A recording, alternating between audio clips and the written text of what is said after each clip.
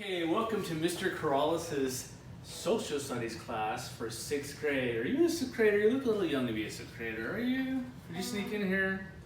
No, I moved to a class that was too smart. Very good. Okay. Can't argue with that. Can't argue with that.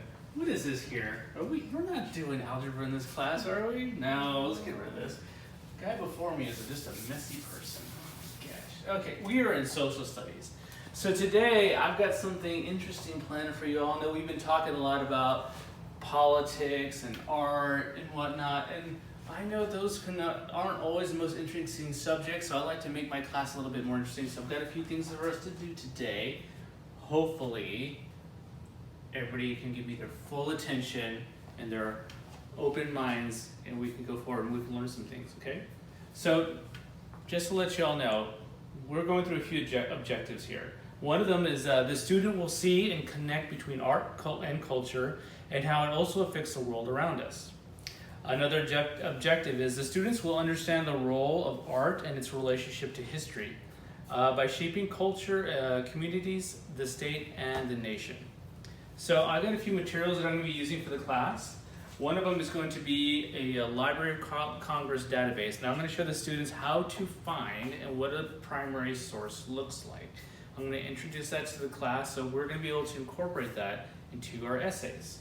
So, moving forward, this is my engagement part of this lesson. So, just to get y'all's attention and get y'all like ready for social studies, I'm going to play a quick video. Now, we're not going to show the whole video, but just kind of get an idea of what we'll be doing. So, I don't know if anybody's ever heard of Diego Rivera. Have you heard of Diego Rivera? No. Of course not, I haven't told you about him yet.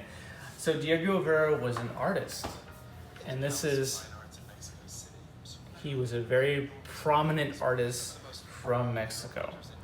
Now, as this video goes on, I'm going to have you think about a few things. I want you to think about, does art connect with culture? Do we see art and culture, or do we see culture and art? I want you to think about that as we're looking at the video or looking at some of the images that we see. Now, as you move forward in this video, we're going to fast forward and we're going to stop this video because we'll be here like all day. Moving forward in this lesson, now during the video, you're going to be thinking about some of the things I asked you. Now, is there a culture in art, or is it art and culture? And do those things kind of mix with politics a little bit? So when you're thinking about this and you're looking at this video, you're kind of jotting some of these ideas down. Okay? You're going to see a few things about Diego Rivera. You're going to think about like what kind of things influence him as an artist. What was some of his art about? You're still yawning in this class, I'm sorry. Okay, because after this video, I've got some questions for you. And after this video, like this is going to be just like a quick raise your hand part, and I'm going to ask you like, what type of art was the artist known for? But if you're looking at this video, you would know. He was really known for things called frescoes. Do you know what a fresco is? No. Fresco is when you paint right on the wall. He was really well known for that. He was a very famous artist who did that on just huge buildings, huge walls. But I'll ask you some other things, because you'll pretty much see that right away. I'll ask you, what kind of, can his art be connected to his culture? The answer to that is yes, of course, too. He always portrayed his culture in his art. And I'll ask you, did his art also reflect some of his beliefs? And that's a little bit deeper question, because it doesn't maybe say that in there, but the answer is yes, it does depict some of his beliefs. So kind of as we're moving forward in this lesson, another thing I'm going to do is I'm going to start introducing to you, I'm going to introduce to you the next part, which is we're going to be going over what a primary source is. Okay, now this part of the lesson, what I'm going to hand to you is a couple pictures. Here's one of them.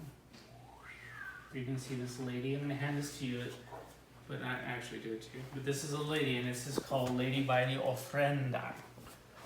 Now this lady is standing by. Can you see what's on her little shelf right there? There's some pictures, there's a clock there. It's like a little shrine. And I'm going to ask you, like, what does that make you think? Do you think this is art, or do you think this is culture, or do you think it's a little bit of both?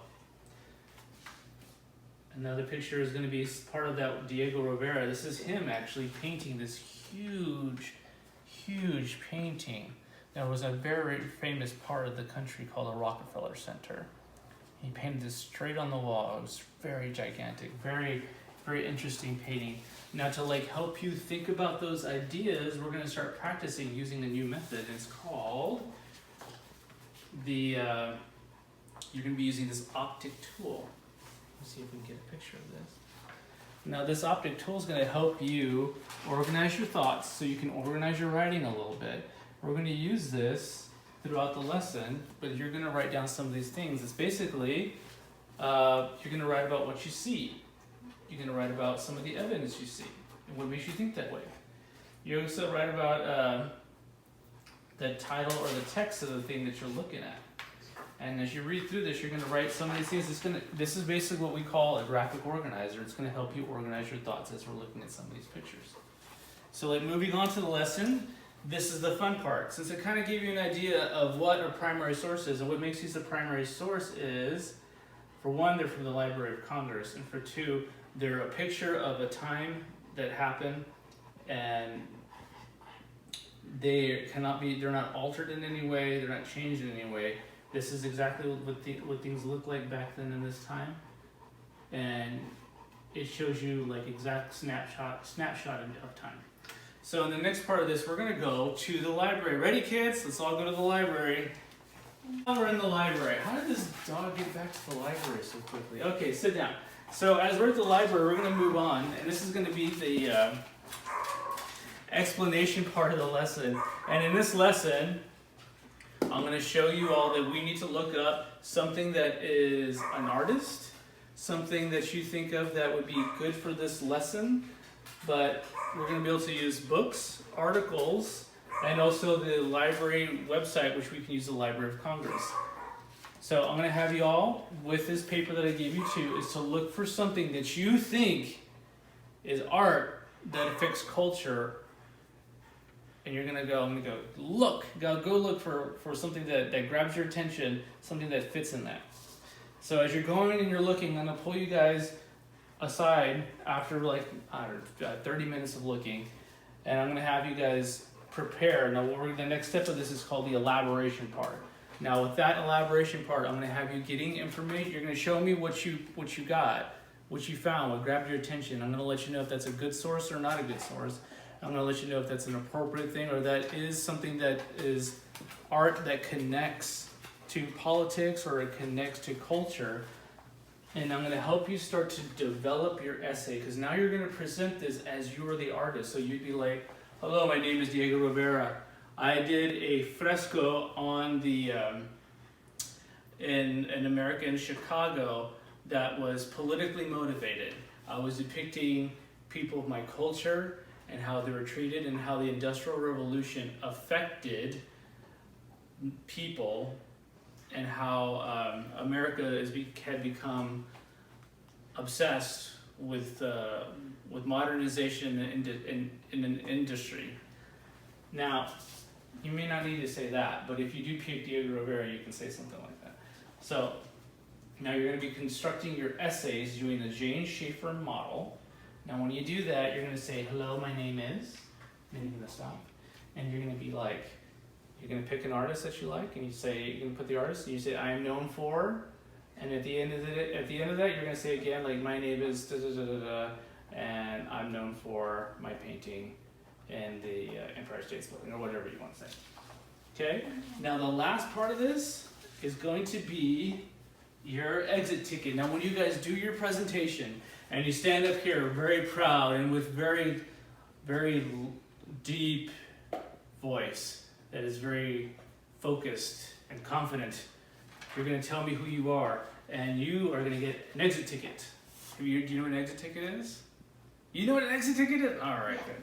So what you're going to do is, like, you're going to write down you're going to see a presentation that you really like, that really got your attention. You're going to write a couple answers on that. You're going to say what the presentation was, and you're going to answer these questions. Who is the artist, and what type of art is the artist known for? And your next question is going to be, how can his or her art be connected to their culture? And then last question is, there are also reflect some of his or her beliefs. You're going to answer these, and that's going to be your exit ticket at the end of each presentation. I want everyone to fill one out of something that got your attention. Go ahead and get started if you like. And essentially, that is my lesson plan. It is a little intense. There's a lot going on in it, but I feel like there's several things that can be touched. There's going to be primary sources. We're going to learn how to write a James Schaefer-like essay, and we're going to learn a little bit about culture and how culture affects art and art affects politics. Thank you for joining me.